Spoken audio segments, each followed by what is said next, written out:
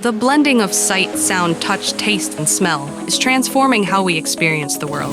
With new technologies, these senses are now merging in ways that open up exciting possibilities. Now, researchers are focused on creating these experiences responsibly, ensuring they're immersive and accessible. Join us as we speak with Marianna Obrist at University College London to discuss multisensory experiences, formation, realization, and responsibilities. The purpose of the paper is focused on multisensory experiences, how we carefully form and realize those experiences through integrating different sensory elements through also advances in new technology. And what we are trying to convey in this article is that multisensory experiences are not limited to our vision and our hearing, but touch and also smell and taste can be integrated in those experiences through carefully balancing those different sensory elements which we find in the modalities we humans bring into this relationship with technology. To enhance immersion and interaction across digital physical spaces, researchers say 4 key components must work together in harmony.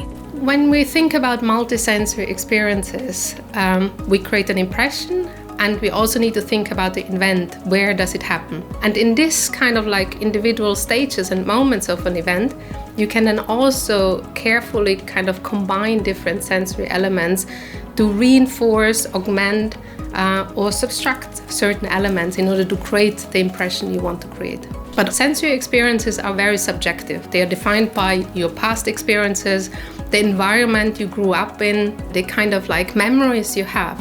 So we also need to always consider the specific receiver in order to customize it and target it for those particular user groups. As technology-enabled sensory experiences evolve, ethical issues like sensory manipulation, privacy, and inclusivity must be addressed for responsible development and deployment. We have responsibilities as designers and creators. If you are not considering also the consequences of your design, you might unintentionally create negative experiences in them because you are eliciting certain emotions that make them feel sad. But you could also intentionally design something that manipulates people to make a decision like stay longer in a shopping center and spend more money. So there are responsibilities coming with being able to suddenly form these multisensory elements so that they create a certain impression where we need to not just do, but we also need to think what the potential negative consequences are. As research continues and more within computer science take notice, what does the future hold? It's a really exciting time to be in, especially when you see AI, human robotics, and a lot of kind of technological advancement rapidly changing our everyday lives and perceptions.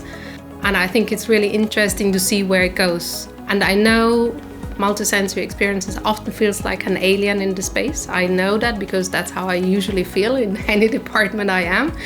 But I think it's the kind of thing which will make the difference in this technological advancement and give us back some of the humanness we often lose because we're just staring on screens and having headphones. So hopefully more of the different senses will be involved in this digital transformation we see.